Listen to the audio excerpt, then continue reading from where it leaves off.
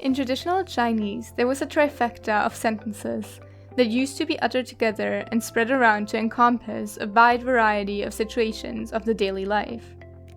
Translated into English, they would be something similar to, "May you live in interesting times, may you come to the attention of those in authority, and may the gods give you everything you ask of them." Their beauty notwithstanding, these sentences are also remarkably interesting, more so when considering that they were not meant as counsel or praise, but rather as curses. And when thinking about the way traditional life in imperial China must have been like, oppressive by the forces of the law, guided by Confucian values, and first and foremost utterly stagnant, it is unsurprising that such beautiful quotes were not said with a smile, but with an angry brow. Therefore, as most high-tech companies can attest, we are cursed. We are living in very interesting times, times of rapid innovation and yearly technological revolutions, times of wonder, awe, and discovery, but also the backside of the coin of progress, times of uncertainty.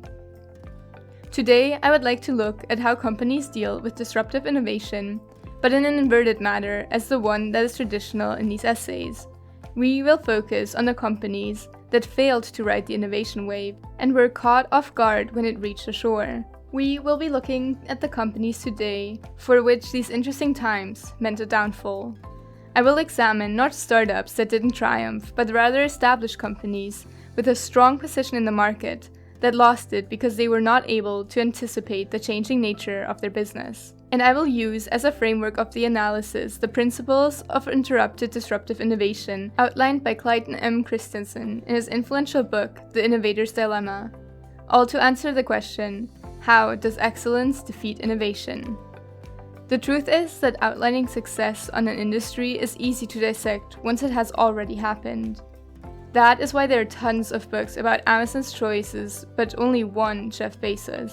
However, more often than not, leading companies have a series of features common to them, a know-how of success, if you will. Among those stand a good management, generously investing in products that offer high profit margins, and, of course, as it's written on every management book in history, listening to your customers. But that philosophy, key in growing a company, simply does not apply well to innovation. Reducing the income streams to affluent yet centralized products and segments of clients has a price. The price is that innovating companies, operating with the mindset, will be able to develop sustaining technologies, that is, better ways of delivering the core, high margin value of the goods supplied, yet it will never disrupt or create new products, therefore missing out on new markets and their new customers. This sustaining innovation mindset was deeply entrenched on the managerial boardrooms of great companies that failed to adapt to the changing nature of the market. Blockbuster made DVD deliveries cheaper while a streaming boom was happening. Kodak lost most of its market dominance while it tried to revive its film industry as the whole world was shifting to digital photography, just like many, many more examples. Their downfall was not inherently about technology or capabilities. Blockbuster could have invested in streaming platforms, and it tried to. As a matter of fact, judging by the aforementioned know-how of success, they didn't make a mistake at all. They generously invested on the products with the highest profit margins, DVD rentals and video game rentals, and answers to their customer needs for cheaper shipping. The recipe of success, sprinkled with sustaining innovation, simply did not bake the cake of success because the customers changed their tastes. The paradox of sustaining technologies goes much deeper than simply relying on technology. The outlined examples have an underlying technological implication, be it streaming platforms or digital photography. The advent of such developments largely guided the downfall of Blockbuster and Kodak. However, sometimes the failings of sustaining innovation and core consumer listening come down to managerial choices, and not upward shifting on the technological level. Not even the most cutting-edge companies seem to be able to dodge this fateful law of the market. Take Apple, for example. Yes, that Apple, which for decades was a disruptor if there ever was one. The late Steve Jobs company developed some of the most remarkable technologically and sociologically influential products of the early 21st century, the personal computer Mac and the iPhone. Two products that would serve as a cornerstone upon which most of the current technological developments in both areas is built.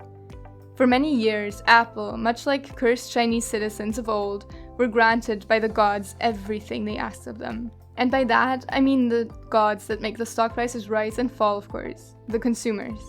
Apple saw its highest margins laid and invested aggressively on those products, not in cloud computing or Macs, but on the crown jewel of their portfolio, iPhones. From the first presentation of the iPhone in 2007, there has been the iPhone, the iPhone 3G, 3GS, 4, 4S, 5, 5C, 5S, 6, 6 Plus, 6S, 6S Plus, SE, 7, 7 Plus, 8, 8 Plus, X, XR, XS, and then the iPhone XS Max. Sustaining innovation indeed. And this is all following traditional wisdom, the right thing to do.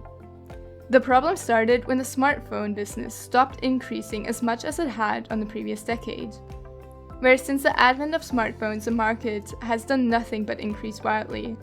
In the last 3 years, sales of smartphones have done nothing but decline worldwide after peaking in 2018, and suffering particularly during the 2020 supply chain disruptions.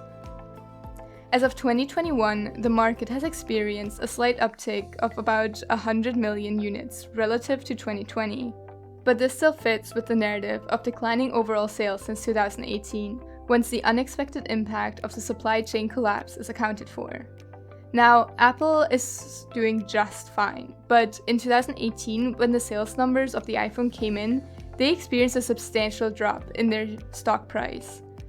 It is easy to criticize choices made by managers once the tables have been turned and the stock has dropped by nearly 45%.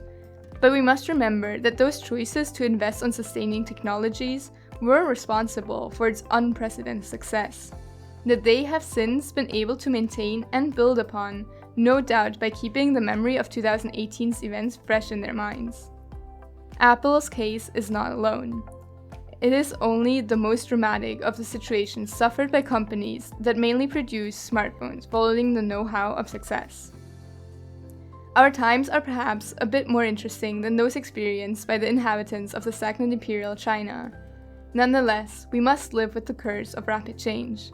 And asking consumers and investing in key products has been proven flawed to deal with such change.